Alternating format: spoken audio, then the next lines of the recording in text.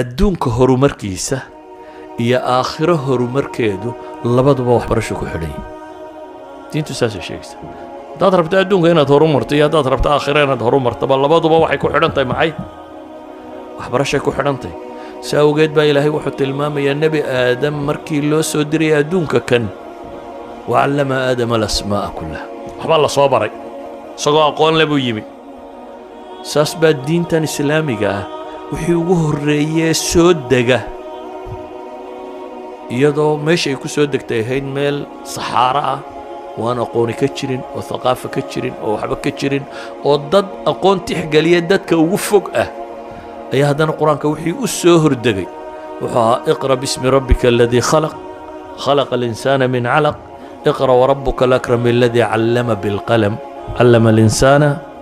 maa lam yaclam wax cilmiga iyo qalinka iyo waxaa ka warramaya bale suuraddii saddexaad ama afraade xataa qur-aankay soo degta haddana nuun waalqalam wamaa yasturuun bay yacni iyadoo laga yaabo carabi waxay u baahnayd inay ugu badnaan lahayd waxyaabo kale ayaa qur-aankii ugu soo hordegay wuxuu ka warramayaa maxay